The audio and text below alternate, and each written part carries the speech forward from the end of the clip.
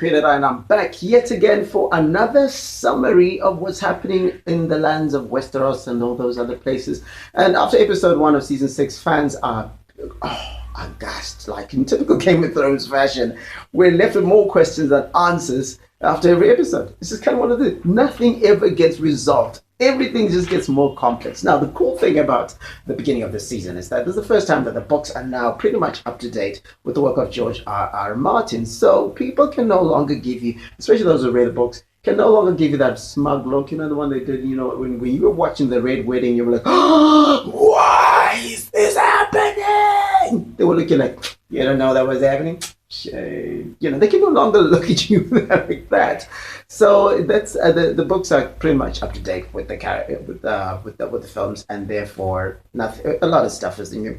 Chief among the things that is new, of course, is Melisandre being actually 400 or so years old. She's really, really old, and right at the end of episode 1, you see her transforming from the really hot, vivacious Candace Van Outen to the different Melisandre, if you want to call it that. It's kind of weird for guys just to fap to her. Like, it's kind of weird now because even when she transforms back to her other thing, she's actually the other thing. What is life? What is life? Like. Anyway, what she is, I'm really getting caught up in this. What she is what they call a glamour. Glamour's got the capacity to create illusions of what you actually see. So she forces a perspective of you that is different from what you're actually seeing in the world. So that's a skill that she has. Now, of course, Melisandre is going to have a battle with her faith at the moment, because she thought Stannis was the Azor Ahai that she was going to bring back to life, and turns out it wasn't. And of course, now she thought Jon Snow was the Azor Ahai. She gets back to Castle Black and finds that Jon Snow is actually dead. Now, if you're asking what Azor Ahai is, because this is getting so many fans of Game of Thrones excited, Azor Ahai was this guy who lived thousands of years ago, who lived for 100 days, forged a sword to fight evil. And he tempered the sword by stabbing his wife in the heart. Yes, these people were weird like that. They were really weird like that. Anyway, Azor Ahai created a sword, what is called the Lightbringer, or the Sword of the Heroes. And so many fans was beginning to have this theory that Jon Snow would become the resurrected Azor Ahai. Now, he would get resurrected by a woman who was a Targaryen. Now we're adding more Targaryens.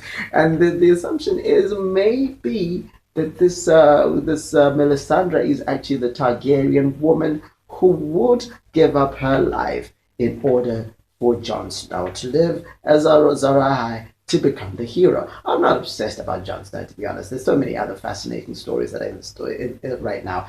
We need to unpack what's going to happen with Bran, for example, the ninja type person that Arya is going to become. We need to unpack that. We need to understand what's going on with that situation. And then there's, of course, Oberyn's wife and kids just going gang-ho and just like, or rather, and his kids go gang-ho and killing people in Dawn. What's going to happen to Khaleesi over at Hal, where she's got her situation there? Now she's going to have to live in the temple that the widows of Hal are supposed to live. What's going to happen there? We also need to know what's happening with Jaime and Cersei, who want to get revenge because of Marcellin's death. So, yeah. And Ramsay. Oh, we forgot that little shit. Yeah, we need to know what's happening. Do you remember see what he said? He was mourning that girl. He was like, oh, shame on this year, which you could see the evil outdo the other people. Then he's walking out, and instead of getting her buried properly, she's like, oh, feed it to the dogs. She's still good meat. So, yeah, it's going to be exciting. Kind of does feel like episode 1 finished a little early for us. But, hey, this is what these guys do. They hurt your feelings. I guess it's better if it finishes earlier than it finishes later. That's what I'm just saying. Anyway, I've got a couple of prizes to give away in the next couple of weeks, and we've got a great meetup happening. So subscribe to the newsletter as well as the channel. Just follow me on my socials, Larry Kwirirayi. Kwirirayi has got a Y-I at the end, and take part in the discussion. A cool announcement next week. I can't tell you now, and as far as this is concerned, a very cool announcement I'm gonna make next week. It's gonna make it easier for you to subscribe to everything. It's gonna make it so freaking awesome. Remember, that we're also gonna be having. Oh, I mentioned the meetup, so that's gonna happen. Subscribe for the newsletter. You can get on the WhatsApp group. There's loads of robust discussions happening in that. Other than that, I'll leave you with the in infinite words. The word they haven't come out yet, but you get it from the trailer when the halfling says, "I drink and I know things. That's what I do." Take care of yourself.